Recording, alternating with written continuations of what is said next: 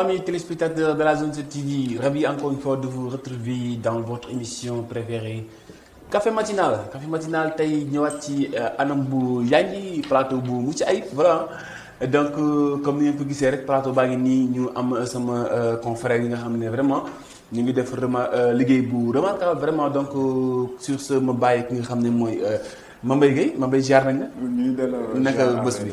ñu ngi sant bu baax a baax yéen jàmm bu baax a baax. waaw ñu bàyyi la téléspectateur Zone 7 TV.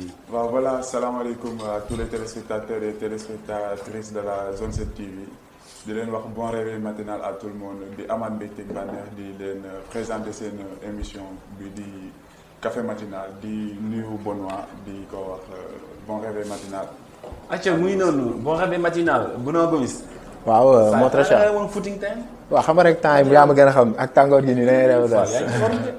waaw mais tuuti rek. acca ñu bàyyi la nga waaw waxtaan ak gars yi. waaw donc di wax ñëpp bonjour. te chers téléspectateurs. donc ñu daal di commencer émission yi rek. donc café matinal donc. acca donc sur ce donc je m'en vais juste souhaiter bon réveil matinal à toutes et à tous nos amis téléspectateurs de la Zone 7 TV. yéen ñi nga xam ne vraiment yéen safoo di suivre li nga xam ne mooy la Zone 7 TV la télévision des quartiers ci suñu programme yi nga xam ne vraiment ñu ngi koy amal ci plateforme yëpp ci mel ni Facebook Twitter Instagram YouTube rawatina li nga xam mooy réseau câblé bi nga xam ne moo nekk fii ci diwaanu commune bu Bambilor donc sur ce rek ñu commencé ak li nga xam mooy information bi nga xam ne tey jii nii moom moo mucc ay moom moo gën a fës ci li nga xam mooy information bu ci mel ni arrestation ki nga xam ne mooy kilifa bu Y'en a marre ginnaaw yenn fraude yi nga xam ne jot nañ ko signalé ci mel ni maanaam fraude ay visa Mbaye donc sur ce yow lan ngeen ci mën a wax.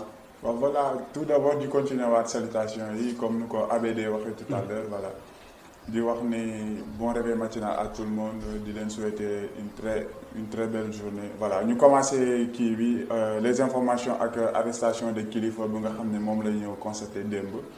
voilà ci brigade des recherches bu nga xam ne moo nekk au niveau national. ñu gis ne que dañ ko arrêté parce que dañ ko tuumaal ne dafa doon amal li nga xam ne moom mooy benn fraude de visa ñu placé ko en garde à vue voilà actuellement def na ni loolu bokk na ci li gën a fës ci yéen kaay actuellement. donc actuellement il est en garde à vue. voilà il a été placé sur voilà en garde à vue. donc ñu gis yenn ci ay réactions yoo xam ne vraiment on peut dire des ennemis. on peut même citer de nom donc qui juge que ni. kilifa yi coupable ou gens entre autres tey jii Benoît Gomis tey nga nekk diwaanu Kaolack kilifa doon fierté Kaolack quoi donc si sa yow arrestation nan nga ko jàngatee. donc dafa nekk li nga xamante ne nii dafa xaw a doy war donc ci liñ ko accusé donc xamaguñ nag si réellement ce sont les vrais faits. mais xam nga fi ñu dëkk ak moom sorante wu mu nekk suñu grand. donc ñu koy ñaanal rek xam affaire yi gën a leer ñu xam vraiment quel est le vrai problème. mais aussi on peut parler sur le cas de Dieynaba Baldé qui est actuellement qu'on a peut-être bon je peux dire jugé hier même donc jox ko li nga xam mooy 6 mois de prison sursis mooy ci kaw moo ko Bril Faye bi donc juste yow tey jii nii comme récap lan nga ñu ci mën a wax. voilà bi pour suivre information parce que depuis la semaine passée ñu ngi si doon débattre ak Abou Neex bi nga xam ne moo di woon rubrique boobu noonu. voilà ñu gis ne le cas de Dieynaba Baldé ak Bril Faye donc daf ko mujjee toujours poursuivre en justice parce que Bril Faye mu ngi doon wax daf ko mujjee baal mais comme ni ñuy wax rek justice moom voilà boo ko xasee ba jébal liggéeyam voilà day def liggéeyam donc ñu ngi ko mujjee teg benn peine de 6 mois boo xam ne moom la risque pour tëdd ko actuellement moom lañ ko war a encaisser donc actuellement mu ngi nekk benn peine de 6 mois boo xam ne actuellement moom lañ teg ci kaw Dieynaba Baldé boo xam ne moom la war a tëdd mu nekk une santé sénégalaise voilà. donc aussi ñu gis aussi à chaque fois la fille Dieynaba Baldé di dugg ci yenn ci détails parce que récemment il a eu des problèmes avec le PDG de l'ISEC récemment il s'agit de monsieur Diop que je salue de passage Diop ISEC donc ñu gis à chaque fois dugg ci yenn problème yi soit moom elle n'a pas de famille voilà ses parents ne sont pas là parce que dama mënut imaginer une fille de presque de 20 ans di bokk ak comme ni ko Abou Neex waxee l'autre jour di bokk ak benn góor benn appartement tous les jours tous les nuits car aussi où sont ses parents. waaw nekk na li nga xamante ne nii vraiment doy na waar parce que à chaque fois ñu koy dégg ci ay problème donc même Diop Isaac nga xamante ne école boobu nga génnee. donc vraiment en tout cas moom daal xam nañ ne li ñu koy dégg ci problème yooyu noonu bëri na donc xaw ma nax l'éducation bu mu am c'est quoi vraiment ses problèmes avec sa famille donc ba tax mu dem di dëkkal góor ñi.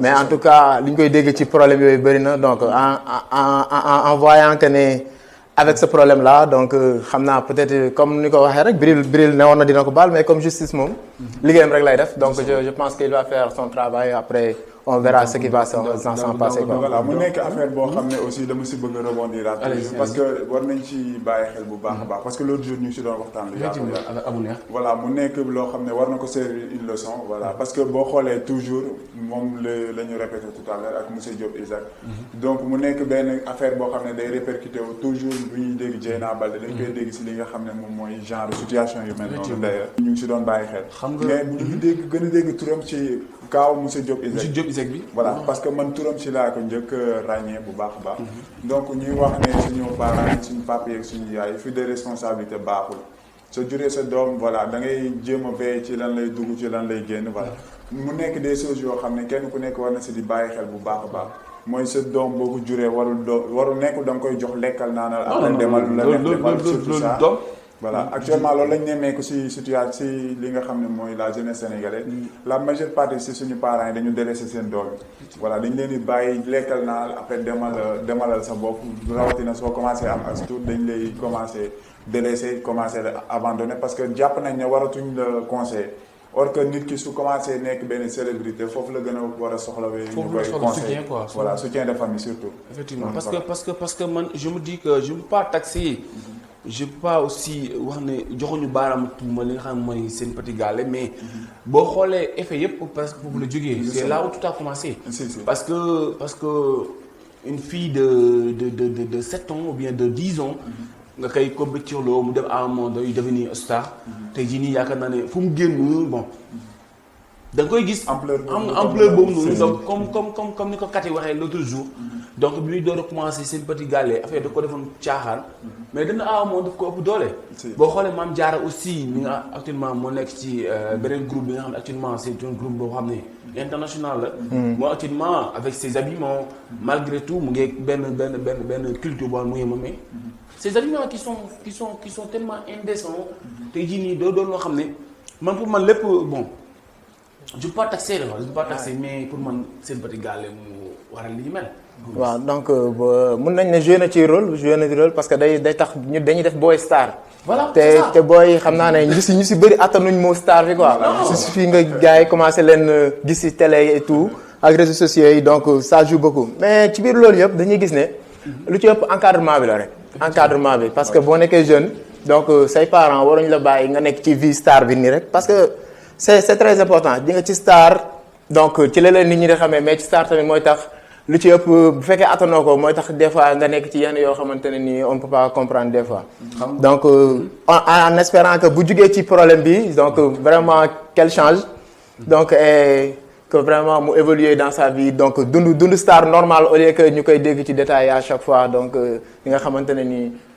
vraiment muy commencé bëri quoi ci moom. en tout cas du loo xam ne dañ ko souhaité vraiment du loo xam ne dañ ko souhaité parce que c'est une fille c'est une jeune aussi am na avenir ci li nga xam mooy la musique sénégalaise donc ñu ngi gis récemment aussi bi mu jógee ci problème Diop Isaac bi génn na benn single benn vidéo sax on peut dire benn clip boo xam ne vraiment c'est dope donc di la ñaanal fi nga nekk foofu vraiment yàlla gaaw génne la fa parce que kenn ñaanalul kenn lu bon donc si sa tamit bu ñu demee comme actualité internationale tey aussi mën nañu wax ci li nga xam ne mooy le cas de colonel Keïta colonel Doumbouya bu moom Guinée Conakry donc mu defoon benn convocation d'autres jours.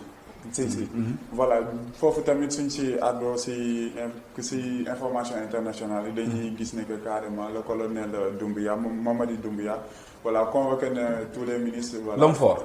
voilà justement voilà dafa convoqué tout le gouvernement guinéen pour ñu ñëw benn genre assemblée générale benn réunion d'urgence. voilà mu constaté mu lancé waale un appel solennel à toute la population guinéenne mu nekk voilà ci ministre yooyu noonu ku ñëwul dañ lay jàppee comme complice ci mal gouvernance ak ce régime dictatorial bi nga xam ne moo nekkoon au niveau de la Guinée. donc Gomis bu demee ba le colonel Keïta bi moom moo def li nga xam mooy coup d'état bi bon réussir ko aussi dem bay def menace gars yi nan leen ku ñëwut ci li nga xam mooy assemblée générale yi donc mën nañu compliqué ci li nga xam mooy mal gouvernance yow étant chroniqueur étant journaliste aussi. étant aussi porte de voix. donc loolu boo gisee c'est-à-dire day wane ne peuple bi ànd ak moom. bu dem nit ki bu demee ba am sañ-sañu. def yenn yi donc c'est-à-dire que am nañu ko ngemb te moom am na chance ne peuple bi depuis ba mu defee loolu ba tey ñëpp a ngi ci ginnaawam. di ko soutenir. moo tax raison pour laquelle mu osé. convoqué assemblée pour mën a waxtaan ak gars yi xool ne vraiment ndax ministre yëpp ndax pare nañ pour doxalaat Guinée mu jëm ci kanam. moo tax mu woote donc yaakaar naa ne ñëpp wuyu si nañ ko. ndax parce que li mu wax moom vraiment leer na donc te gars yi xam naa ne bëgguñ leen lu dul Guinée jëm ci kanam donc en pensant que ni nag maintenant il va faire la différence. parce que c'est bel et bien important dañ koy gis ci président yëpp. ne ils vont changer la donne et tout après ñu dem ba ci biir gis ne peut-être sax ils sont pires que ki fi jugee. donc en espérant cette fois-ci ce sera bon pour la Guinée donc li ci kanam on verra. parce que dama daje démb tonton Thierno bi nga xam ne moom déjà c'est un Guinéen. donc mu ne une fois que affaire bi stable na rek da ngeen gis yéen seen bopp yéen waa Sénégal da ngeen gis seen bopp ci li nga xam mooy affaire bi. parce que je pense bien que la paix moom la ñëpp di ñaan. donc am na image yoo xam ne ñu ngi koy gis mu ngi circuler donc on peut en parler donc sur ça aussi damay wax rek que ni di wax Ria Diallo borom Feeling Dakar yow Guinéen nga demal nga tellu Guinée donc am ngeen jàmm am ngeen salaam s'il te plaît Ria Diallo demal nga ñibbi Guinée. voilà donc maa ngi gis say vidéo ngay encourager ki nga xam ne mooy le colonel Keïta di ñaawal ki nga xam ne mooy Condé mais bon on peut dire que animatrice nga boo xam ne vraiment donc di def liggéey bu mucc ayib donc Ria Diallo ma chérie borom Feeling Dakar donc di leen nuyuwaale baax a baax sama Guinéen bu ñaawal bi donc sur ce dañuy dem li nga xam mooy page pub bu ñu demee page pub ñëw ñu dem li nga xam mooy actualité sportive ñu yaatal avec l'enfant chéri de Kaolack le Gomis acha mu ngi noonu ñu dem ñëwaat.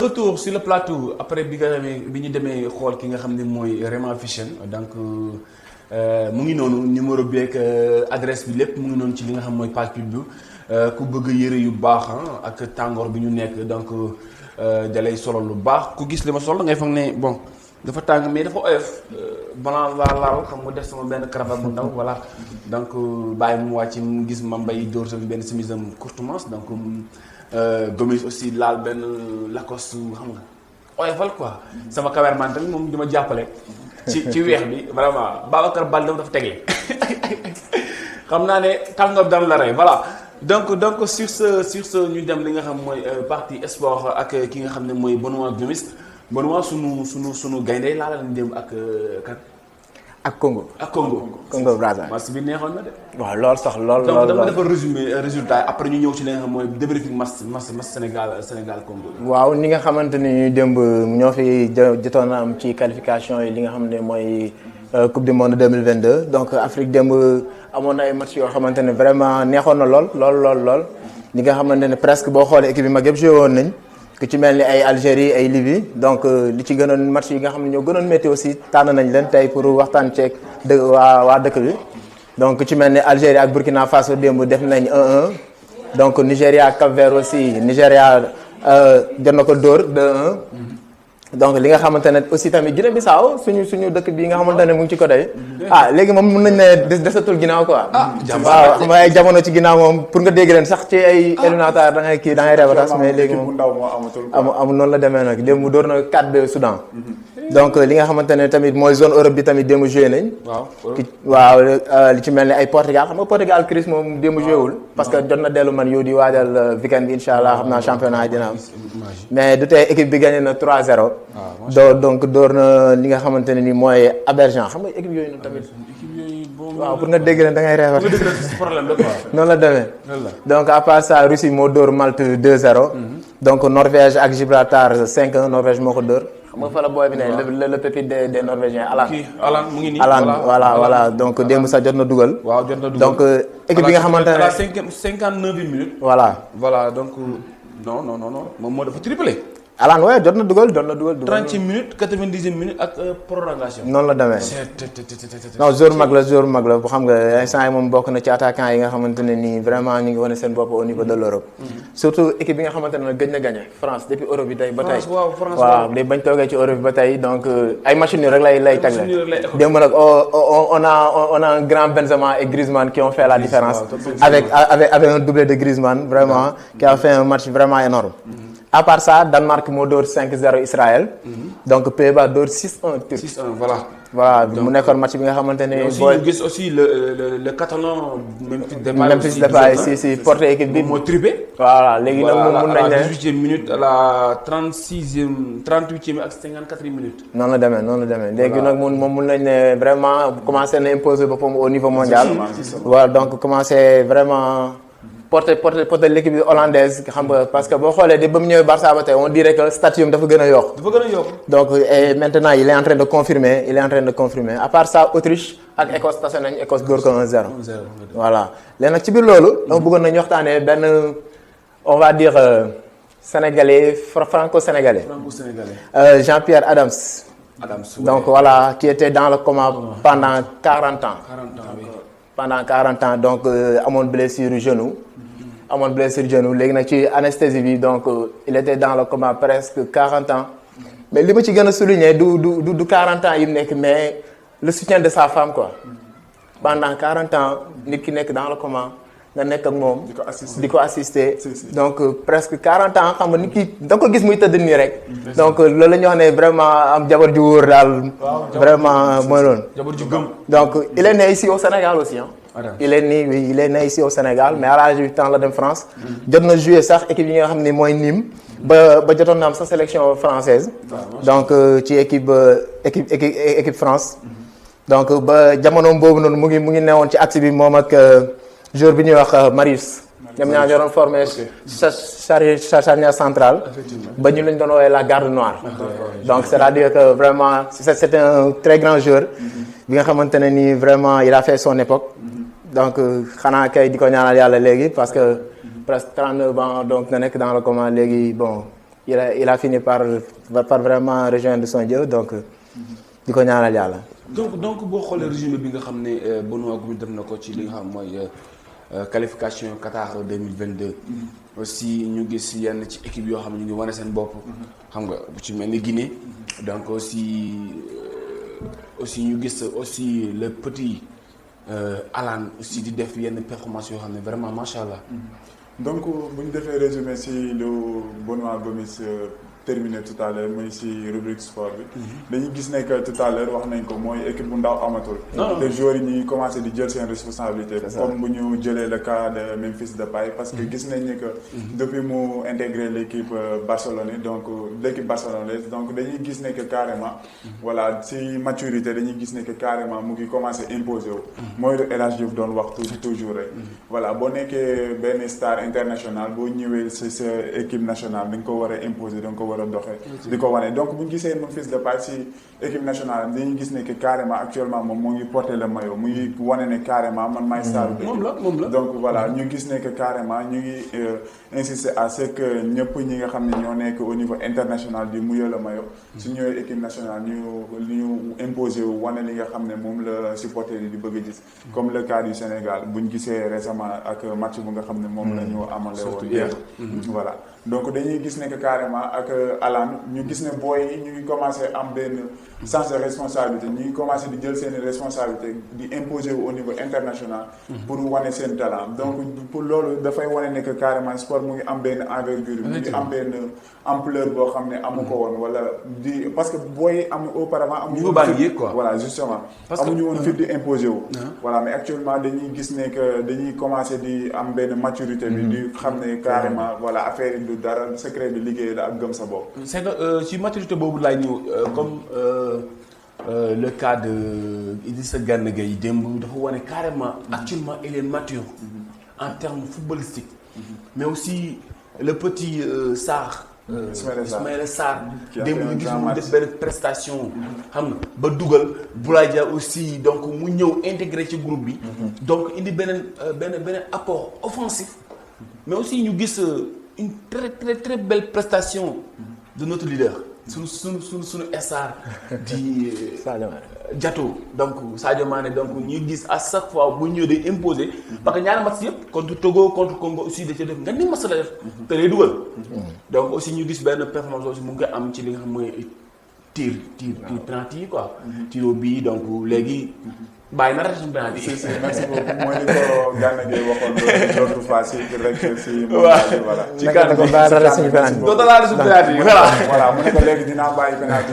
parce que ma dem entraîner si ba gën a am voilà léegi entraîner léegi boo xoolee Sadio Mané boo xoolee léegi dafa gën a firi ci équipe bi quoi xam nga au début boo xoolee début bi sax da doon demee à demi-mesure mais léegi il sait bel et bien que les Sénégalais comptent sur lui donc moo tax léegi vraiment il mue le maillot donc gars yaa ngi ci ginnaawam te moom xam na loolu te mu ngi assumer ses responsabilités ku ci mel ni tamit Gana Gueye boo xoolee même Paris sax les gens doutaient que ne s'il sera titulaire cette année ou pas parce que vu tamit gars yi recrues yu ñu def yooyu voilà mais du tee depuis ba mu ñëwee ba tey mu ngi wane ne vraiment il est là te je pense que ak niveau bi bu ko continuer on peut dire que ne mën nañ ko classer ci meilleur milieu de terrain au monde parce que mu ngi koy wane au niveau de l'Europe et même au niveau national.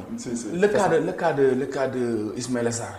waaw Ismaïla Sarr boo xoolee même équipe ba mu fee ci Angleterre Watford boo xoolee chaque match bu dugalul tamit dina def passe décisive wala dina andi occasion de but bu war a tax ne équipe bi tey nekk ci situation yi mu ne donc ñu xam ne vraiment instant yi ndaw la mais ndaw bu am jom comme on dit xale bu loxoom setee day mën a bokk ak mag di donc instant yi moom mu ngi wane boppam donc au niveau international aussi donc du tee club yi mag yëpp ñu ngi koy wër bëgg nañ ko mais moom il avait décidé de rester à Watford donc il continue son bout de chemin donc di koy ñaanal yàlla mu continuer parce que vraiment le mur de Berlin encore une fois notre mur de Berlin Mendy donc de jour en jour muy wane benn performance xam nga di wane na carrément donc il a été nommé aussi nommé meilleur gardien de l'UEFA. waaw donc ba tey de mel ni mu ngi imposer li nga xam ne mooy le meilleur. si voilà parce que bu ñu gisee que mooy nomination bu nga xam ne c'est récemment voilà. waxoon nañ ko fii nii si plateau café matinal. je pense que c'est numéro mooy les numéros précédents waxoon nañ ci. voilà mu nekk une fierté nationale ñu waxaat si Ismaïla Sarr ce sont des jeunes yoo xam ne dañoo gëm seen bopp des jeunes très ambitieux et déterminés. voilà pour porter le maillot national di ko imposer au niveau international mu nekk loo xam ne c'est à saluer. voilà mu nekk benn message fort boo xam ne ñu ngi koy lancer à la jeunesse sénégalaise ñi nga xam ne ñoo ngi yëngu ci wàllum football. ñu gis ne Aliou Cissé dafa indiwaat même classement démb classement bi mu indi woon premier match contre Congo mu ngi indiwaat démb.